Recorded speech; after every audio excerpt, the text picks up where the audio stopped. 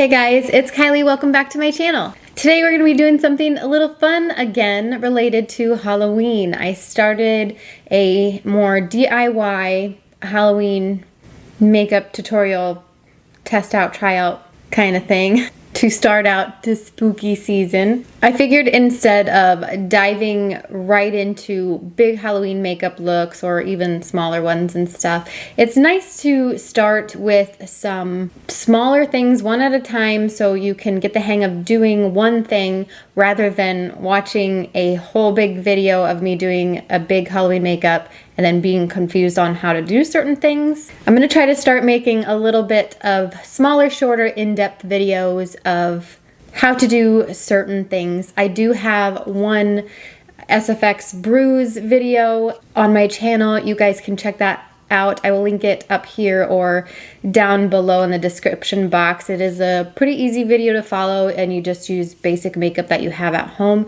So that can be helpful with Halloween costumes as well.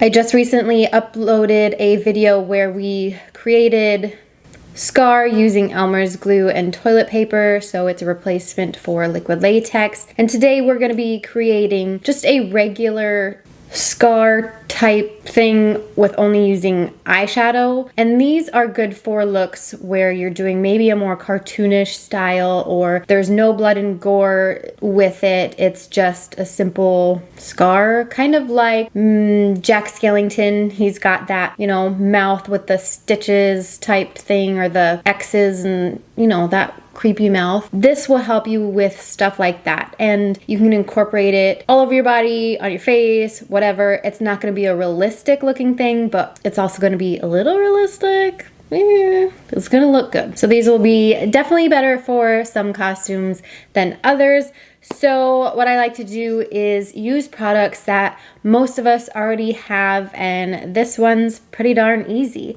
What I'm going to be using today, this is a Visor eyeshadow palette, but I'm using this one just because it already has all the shades that I need. It's got a lot of browns, skin tones. It's got this deep orangey shade in it that almost has a red tone to it, so that's going to help us in there as well. It's got our black, very good, regular, normal, boring tones. So if you have to compile a couple different eyeshadow palettes to find shades like these, that's okay. But I'm assuming with most people, you already have shades like these. These are pretty easy. And it doesn't have to be these specific tones. Just a black is very important. A reddish, orangish tone is great. And then the browns are great as well. And that also depends on your skin tone. So, yes. The next items you're going to need a couple brushes. You are going to need an eyeliner brush, an angled eyeliner brush, or just like a thin paintbrush would work out really good too. This one I like for this because you can make the lines really thin, but you can exaggerate them more if need be. So this or a pencil brush would be good too. The next one is just going to be a smaller, this is like a little chubby blending brush. I think this is Morphe, yeah, Morphe E36. This other one was a Luxie 215 small angle brush. You can find these anywhere, super easy. Then this one, I don't know if I'll use it or not. I don't even know what brand this is. It's just a longer style, thinner blending brush. Then I have a Luxie 245. This is a small shader brush. I would use this for concealer if we needed to. Don't necessarily know that we will, but this is just in case.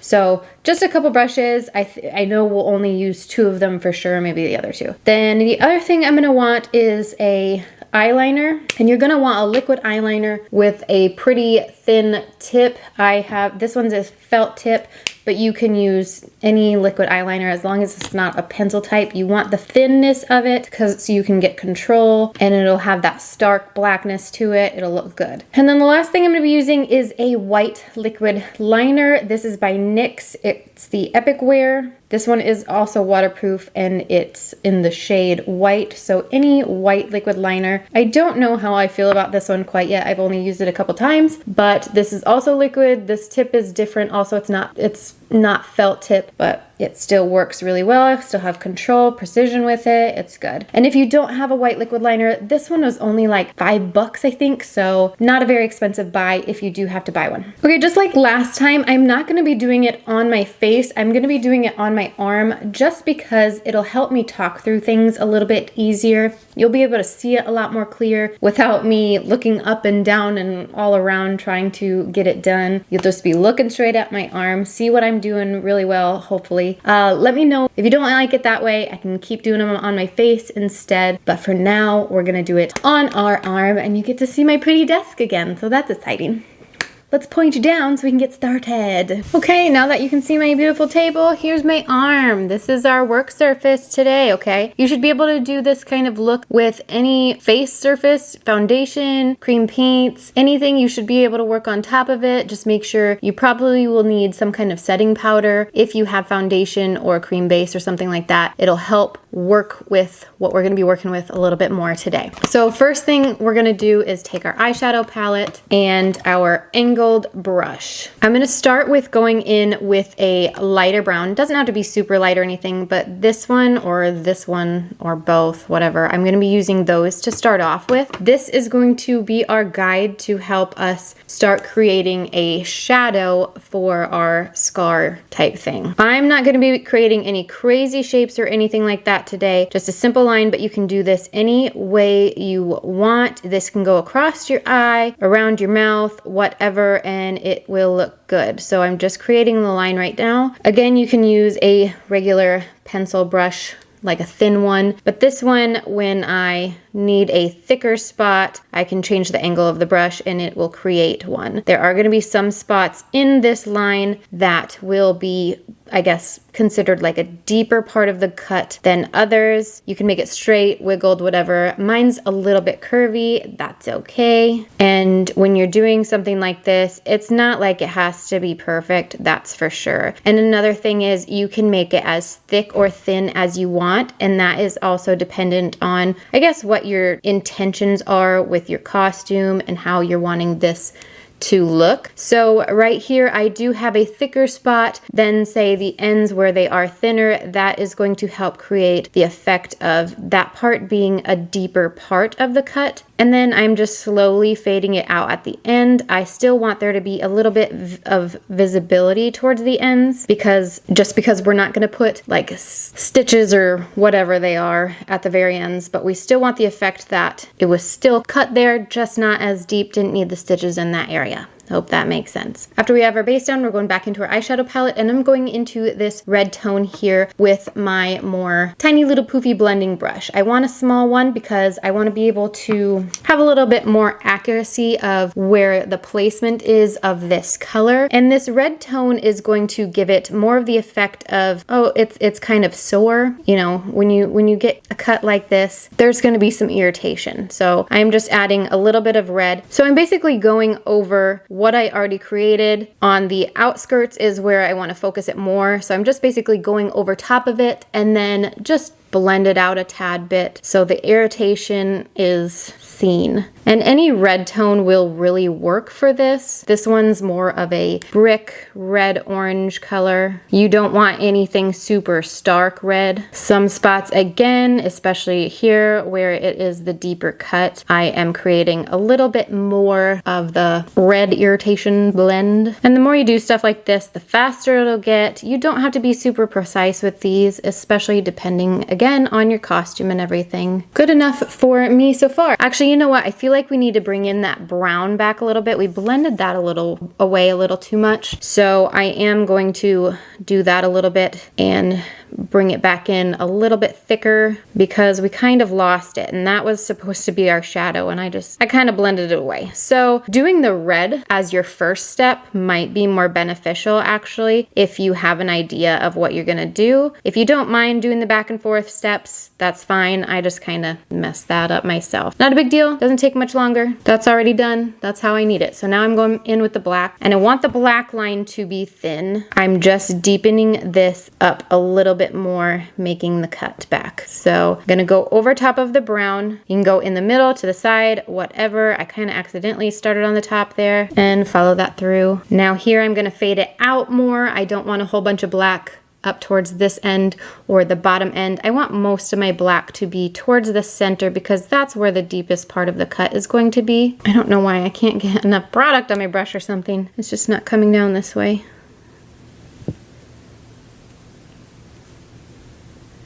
All right, that's good enough for me for that thin line. I am going to add a little bit more black here though.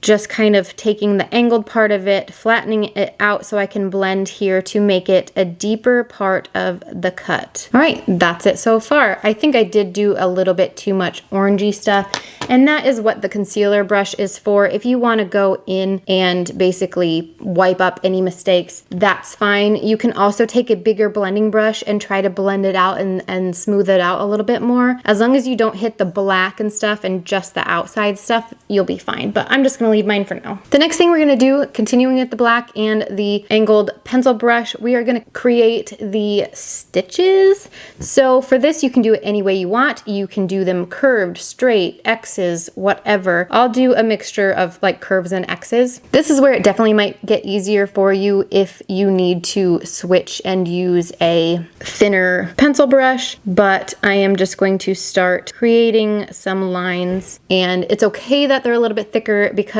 that's where the eyeliner is going to come in handy eventually. This is more so a shadow. So I'm not starting all the way at the end here. I'm starting a little bit further in because my stitches aren't going to go all the way over here. This is part of the cut, but it's more of the scar part, not the opening. So I like to do curved stitches because, I mean, depending on what way your skin is going, I guess, you're gonna have a little bit of a curve to them. So I just curve them a little bit, and then I'll do an X one here. So I'm just gonna go straight on this one and then across, and then there you have an X. I am going to just go back over it with my brush and smoke it out a tad. I know there's a shadow on here, so I'm hoping you can see what I'm doing well enough. And I'm gonna leave a space here because I did leave this as more of an opening for the wound. So it kind of looks like a couple stitches may have popped off. So that's how we're gonna leave that. We'll do another X here. And then I'll do one final one towards the bottom. And I'm curving it in the opposite direction as I was with the other ones.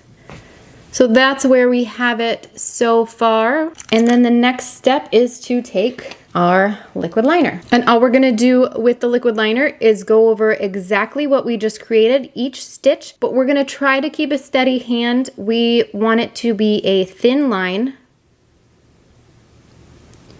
because those lines that we just created are gonna be the shadows of the stitches we made. We don't want this to be super thick. I'm super shaky, so that's pretty hard for me. I like to try to do it either on one end or the other. So like if my shadow's pretty thick, I like to put the liquid line at the top of the shadow or at the bottom of the shadow, because then it rather than in the middle, so then the shadow is facing in one direction. And then because that looks a little bit silly, I am going to go over this black line as well, that first one that we created where the actual cut is.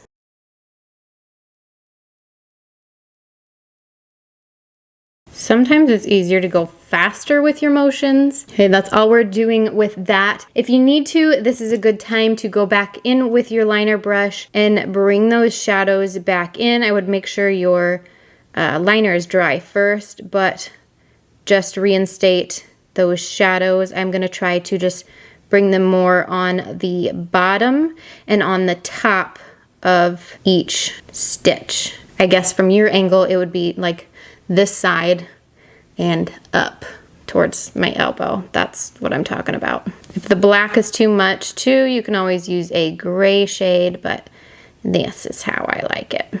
This probably needs to be fixed though. I'm just so shaky. Okay, then we're gonna take our white eyeliner, and this is going to create our highlights. I like to wipe all the edges off because when this stuff comes out, it's a lot on your brush at one time, and we need to have a very thin line as much as we can. Now on the opposite side of what we created our shadow, so I created the shadow on this side and on the top of each stitch towards this end. So my highlight's gonna be down and on this side. So I'm going to try to keep it on the black.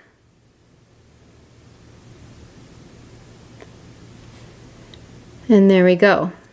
but on the opposite side of the shadow. So we'll start with the stitches. There we go. So be on this side, the bottom. This is just helping it have more dimension to the look. And there we go. So now we have the shadow on this side. So I'm going to put some highlight on this side. It doesn't have to be along the entire line, which I'm not going to do. But you do want some where your high points are.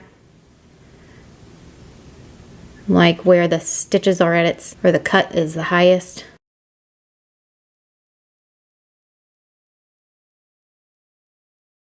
And there we go. That's basically it. It's nothing fancy. It's something quick. If there's something you don't like about it, it's very easy to go back and forth and fix something. I could go back in with the black eyeliner if I use too much white. I can always go back in with any shading if I wanted more shading. I do like how this area looks. There's a lot more shading than there is on the ends right now. It kind of got blended away, but that's okay. It still looks good, and especially from far away. And depending on your costume, it will work. A lot of these, the types of costumes you would use this kind of stuff for is a more cartoonish character type, not something that's going to be crazy like Frankenstein or the Bride of Frankenstein. That would be good for this. Anything stitched together if you just want to do little stitches. I put it on the wrong part of my arm, so when I turn it, you can't even see it. Can you see it now? Does it look good? Do you like it? So from far away, it looks fantastic. I love the way it looks. It's super easy. It's super fast, but people use this kind of stuff in their Halloween costumes all the time for so many different characters, different looks, everything. It is a very common thing to do, but sometimes it gets lost in the process of, you know, doing makeup. Even when I'm doing a big makeup, it's really hard to sit down and explain every little thing that I'm doing. So I hope this will help if you're gonna try to recreate a look with something like this. I hope it helps you. Now you know how to do it, you know? If you guys like this video, please give it a thumbs up and don't forget to subscribe and tell me what else you would like to see. I'm not amazing at makeup. I'm not anything crazy. So simple stuff that I can share with you that the everyday average person can do and not somebody that has extreme talent. I'm here to help you, okay? Let's do that together. We don't have to be crazy good. Just gotta start little. You know? So let me know what you guys want to see next. Other than that, I'll see you next time. Bye!